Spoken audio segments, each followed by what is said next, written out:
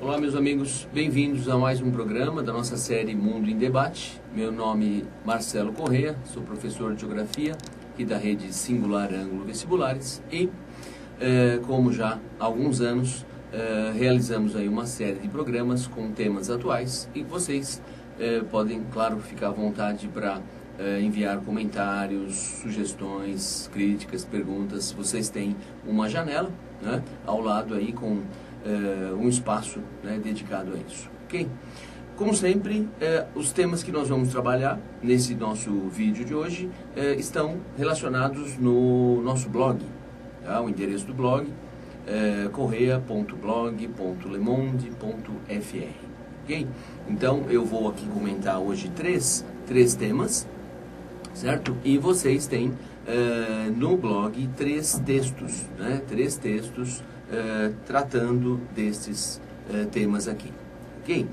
Claro, os textos eu estou sugerindo, nada, né? Não que eu queira, como se diz, esgotar o tema. São textos que eu acho que de uma leitura fácil e que atende aí exigências dos nossos principais vestibulares, ok?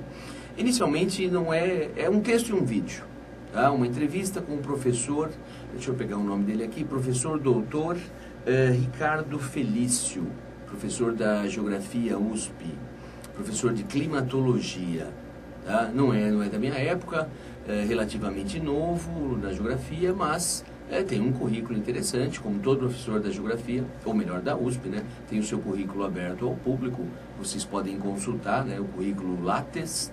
E ele tem um currículo interessante. Ele é formado em meteorologia, fez o mestrado em meteorologia e o doutorado em climatologia. A área de estudo principal dele é a Antártica, tá? O professor, né, doutor Ricardo Felício, deu uma entrevista no Jô Soares. Essa entrevista vocês têm um link, tá, para o próprio programa do Jô, uma qualidade boa de imagem, acho que tem que assistir. Uma entrevista interessante e que rendeu aí uma grande polêmica, a maneira como ele trata aí as questões relacionadas a aquecimento global e o papel do homem neste processo, tá? Bom, eu já recebi uma série de comentários também de alunos, ex-alunos, sobre o que ele fala nessa entrevista. Como eu achei que houve assim, uma certa dificuldade, tanto por parte dele em responder as perguntas e também por parte do Jô ou da equipe que o auxilia, não sei, na elaboração das perguntas, eu deixei também um link do site Terra, tá? Um link para uma outra série de perguntas e respostas, mas aí já em forma de texto, que eu acho que ali a coisa aconteceu com mais clareza, tá? Talvez a inexperiência, né, dar uma entrevista, imagino eu, na Globo, no pleno programa do Jô, plateia, imaginando depois a repercussão, deve ser muito fácil para quem não né, não tem essa vida, esse cotidiano aí ligado à grande mídia. Então eu acho que em alguns momentos ali houve um mal entendido, tá? Tanto por parte da pergunta quanto da resposta. Mas é um programa interessante, assistam, tá? Ele tem colocações curiosas, né? Por exemplo, quanto ao nosso papel nesse processo de aquecimento, que nas colocações dele praticamente é nulo, né? O nosso impacto na Terra, nos ecossistemas seria outro, além de simplesmente queima de combustíveis fósseis ou destruição da camada de ozônio. Ele tem uma colocação interessante sobre os buracos, né, nas regiões polares, os buracos na camada de ozônio nas regiões polares. Ele afirma que não existe um buraco, não há ozônio. É diferente, não há, nunca houve, nunca vai haver ozônio nessas regiões polares. Ele vai explicar alguma coisa em função da luz, da formação do próprio ozônio na atmosfera, né? E isso, óbvio, que rendeu aí uma grande polêmica. Tá? Mas algumas colocações, né? Algumas colocações eu acho que são válidas. Por exemplo, quando ele comenta com relação ao gás utilizado no aerosol, né? Dentro das embalagens de aerosol ou nos sistemas de refrigeração, pode ser uma geladeira, um ar-condicionado de um automóvel, residencial, seja o que for. O antigo gás, né, que utilizávamos, o CFC, né, era tido como um dos né, dos piores gases aí, nesse processo de abertura de buracos na camada de ozônio. A camada de ozônio funciona como uma espécie de filtro, né, no filtro da Terra para os raios UV. E que esse gás, num certo momento, ele é liberado na atmosfera, no momento de uma revisão, de uma quebra do equipamento, e isso traria danos aí quase que irreversíveis. Daí a necessidade de usarmos um gás ecológico. E ele traz algumas informações quanto às patentes relacionadas ao gás CFC. Essas patentes teriam, como ele coloca, né, teriam vencidas, essas patentes venceram nos anos 90, e de lá para cá, qualquer um pode produzir esse gás com um custo muito baixo. Ele coloca até valores algo em torno de $1-2 o quilo do gás, tá? Pois é o custo da matéria-prima, um custo marginal, né, o custo básico dos componentes, não tendo royalties, não tendo nenhum direito para pagar para o laboratório que desenvolveu o gás.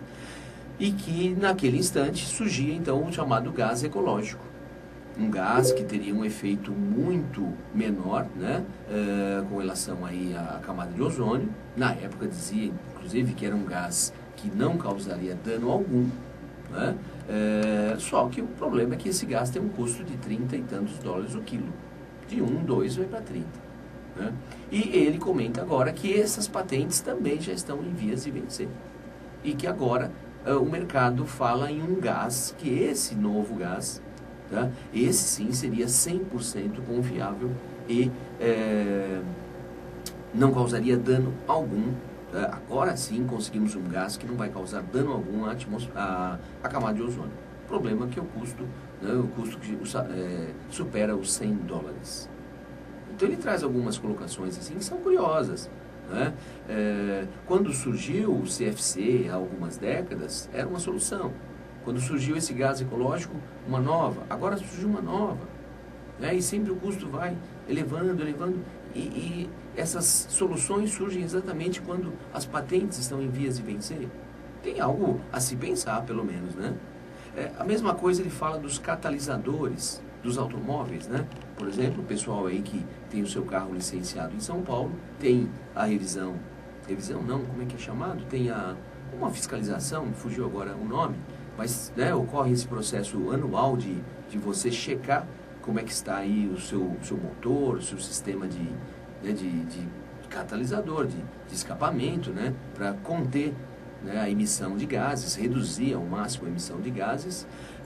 E essa, né, vistoria e essa fiscalização que é feita anualmente, quem é de São Paulo sabe, né, sabe o custo que é a hora de trocar um catalisador, né, também dos anos 90. Quando surgiu o catalisador, né, e a indústria foi obrigada a utilizar, lei, todo carro tem que sair de fábrica com o catalisador, a ideia era que teria resolvido todo o problema da emissão de poluentes. Agora é tido como um componente a mais do automóvel e os benefícios não foram sentidos. Já estamos falando há 20 anos que usamos o catalisador, né? E esses benefícios, quais são? Então tem uma outra colocação aí dele que parece, né, interessante, merece uma reflexão, é óbvio, né? Ele cita o documentário do Al Gore, né, o documentário Verdade Inconveniente, sobre os estragos, né, os danos que o homem teria causado no planeta e qual seria o caminho, a solução para todo esse estrago que nós já provocamos. E ele lembra uma coisa interessante, lembra que no Reino Unido esse documentário, né, que ganhou até o Oscar como documentário do ano, etc., e outros tantos prêmios, ele lembra que esse documentário no Reino Unido foi proibido. Né? Proibido, que eu digo, óbvio, não a sua exibição, tal, mas proibido o uso como material para ensino em escolas do Reino Unido. Por quê? Porque o documentário ele coloca algumas hipóteses como se fossem verdades já absolutas, já comprovadas, né? E aí que teria talvez um pouco de maldade, né? Na forma como elaboraram o documentário. Então ele levanta essa questão, né? Que hipóteses estão sendo vinculadas como se fossem verdades absolutas, já comprovadas, já constatadas, com base científica. E, convenhamos, aquilo que você comprova num ambiente fechado de um laboratório não necessariamente vai se reproduzir para toda a atmosfera. Né? Com relação, por exemplo, ao degelo das regiões polares, em especial da Antártica, que é a área de estudo dele. De fato, o gelo vem reduzindo, vem até desaparecendo em alguns pontos. Mas em outros pontos, há aumento do acúmulo de gelo. Isso está bem registrado em imagens de satélites. Agora, visitar uma área exclusiva, um ponto exclusivo da Antártica, e constatar ali a redução do gelo, será que eu posso usar isso como referência para toda essa massa continental ali? Parece exagero também. E as imagens de satélite mostram o contrário. Agora, né, não estou aqui para defender ele, ou o Al Gore, ou nenhum outro professor, ambientalista, seja lá quem for. Eu acho que para nós o interessante é entender que existe uma discussão, tá, sobre o tema e que não existem verdades absolutas. Né? É que quando se lança um documentário como foi esse, da envergadura desse do Al Gore, né, o Greenpeace no meio, né, e prêmio, né, para cá e para lá, é óbvio que isso causa um impacto e tende a convencer, né, tende a transmitir como se aquilo fosse uma verdade, né, inquestionável. E não é bem assim. Eu acho que quem ocupa um cargo de professor e está lá começando a sua carreira, né, intelectual e pensa em desenvolvê-la, eu acredito que esse é o plano aí do professor Dr. Ricardo Felício, não vai colocar tudo isso em jogo, né, numa simples entrevista para aparecer. Causou grande polêmica na própria geografia, na meteorologia, né, que é de onde ele vem, mas é isso, são discussões, não há nenhuma verdade absoluta, certo? Ele coloca um ponto interessante de que a Terra já teria alcançado a sua temperatura máxima, que nós já teríamos entrado numa fase agora de resfriamento global, né? Então tem muita coisa aí, né? Tem muita coisa ainda para se discutir e para nós fica isso, são hipóteses, estamos em busca de uma comprovação científica, ok? Deixei também, no dia 20/5, deixei um texto, mais uma vez aqui, não é texto, né? Quem já navegou pelo nosso blog viu que são anos e anos e são basicamente textos, né? Mas hoje eu estou falando de alguns vídeos. Eu deixei um vídeo aqui sobre a agropecuária brasileira, está postado no dia 20/5, tá bom? Interessantíssimo esse vídeo. Eles entrevistam um pesquisador da Embrapa, conceituadíssima Embrapa, Empresa Brasileira de Pesquisas Agropecuárias. Ele vai falar de novas tecnologias desenvolvidas aqui por nós, aprimorando o uso do solo. Muita gente acredita ainda num Brasil de um uso extensivo, né? Isto é, um uso de baixo investimento e de constante degradação do solo. Fizemos isso, sim, fizemos por muito tempo, não só nós. Hoje, nós temos uma tecnologia própria que vem avançando, vem recebendo uma série de prêmios, né? Essa equipe da Embrapa vem desenvolvendo maneiras muito simples e que permitem o aproveitamento do solo por 12 meses, né? Quer dizer, um ano de forma ininterrupta você consegue aproveitar a sua propriedade, tá? Reduzindo muito o impacto e aumentando bastante a produtividade, com baixíssimo custo. Merece aí assistir esse programa que é do Globo Rural. Tá? Prestem atenção aí na forma como ele mostra, né, o avanço da tecnologia no campo brasileiro nos últimos anos, nas últimas décadas. Ele faz um panorama aí das últimas 3, 4 décadas. Ele traz algumas informações do quanto nós evoluímos, né? Do quanto nós conseguimos aumentar a produção num mesmo espaço. Então vamos falar em produtividade, ganhos de produtividade, isto é, produzir mais num mesmo espaço, tá? Graças a uma tecnologia simples, acessível, certo? Isso para nós é importante. O Brasil, né, vem se consolidando como um grande celeiro. Quem não lembra desse termo? Celeiro é aquele país que não só abastece a si, tá, como também tem condições de abastecer a muitos outros mercados. E seria para nós um perigo aumentar a produção agropecuária em nome de novos desmatamentos. Tá? Isso certamente seria uma propaganda aí muito negativa. Concorrentes, aqueles que estão perdendo espaço com o avanço da nossa agropecuária, certamente iriam alertar o mundo para isso. Né? Alimento brasileiro é fruto de desmatamento, alguma coisa assim.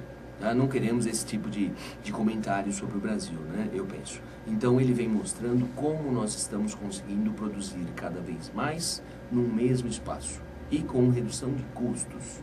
Isso é muito importante. Tá? No mesmo vídeo, uma entrevista com o professor da Exalc, né, da Escola Superior de Agricultura de Luiz de Queiroz, da USP, tá? O professor Carlos Clemente Serri. Esse professor ganhou, a equipe dele, né, junto ao IPCC, Painel Intergovernamental de Mudanças Climáticas, da ONU, a equipe dele ganhou um prêmio, né, quanto aos bons resultados dos seus trabalhos lá, em nome de uma agricultura com um mínimo de impacto no processo de aquecimento global. Bom, aí é a realidade do mundo científico, acadêmico. Esse prêmio que eu acabo de citar, né, recebido por ele e por sua equipe, junto aos trabalhos do IPCC. Lembra que o professor da mesma USP, Ricardo Felício, critica os trabalhos dessa entidade. Tá? Não vamos entrar no mérito, lógico, não estamos aqui para isso. Né? Mas essa equipe recebeu um prêmio por desenvolver tecnologias de baixo impacto, tecnologias agropecuárias de baixo impacto quanto ao aquecimento global. Tá? Para terminar, uma entrevista que eu deixei no dia 22/5, uma polêmica entrevista com o sociólogo francês Alain Touraine, tá? É um dos mais conceituados sociólogos aí, da atualidade, amigo pessoal, inclusive, do próprio Fernando Henrique, que também é um grande sociólogo, né? Não estamos aqui para discutir mérito político ou coisa parecida, mas, sem dúvida, um dos grandes sociólogos aí da atualidade. E ele fala da crise, ele fala da realidade da União Europeia, e tem colocações, assim, bem ácidas, e que merece aí uma atenção por parte de vocês. Tá? Por exemplo, um trecho que ele diz assim, com relação à Grécia: os turcos são mais europeus que os gregos. Certamente isso causou uma enorme polêmica. Num momento da entrevista, é perguntado a ele se o ideal seria expulsar a Grécia da União Europeia. E ele deixa claro que não. Não, mas o motivo qual é? Colocamos lá mais de 200 bilhões de euros. Isso não vai sumir. Tá? Não vamos nos perder. Perder esse recurso todo. E ele fala da irresponsabilidade dos gregos, da economia grega, né, que paga impostos, de empresários gregos que pagam impostos em outros países. Né? Então a União Europeia botou dinheiro lá e o que o grego fez? Torrou esse dinheiro. Agora a Grécia quebra e leva o euro junto, leva o euro à falência. Com relação ao euro, uma outra, né, a moeda única da União Europeia, uma outra declaração polêmica dele. Nós, União Europeia, né, nós dedicamos os últimos 30 anos à construção de algo que um menino de 5 anos não faria, que é a União Monetária. Um projeto de união monetária sem um projeto econômico comum. A briga era construir uma moeda e fazer o quê? Fazer o quê com essa moeda? E como monitorar os países que compartilham essa moeda. É um exemplo que eu costumo usar em aula. Uma moeda única é como uma conta em conjunto. Você tem que ter responsabilidade. Tá? Eu contribuo com X, não posso gastar mais do que X. Eventualmente estou gastando mais, mas é um investimento. Isso logo tem que trazer resultados. Para quem? Para o grupo.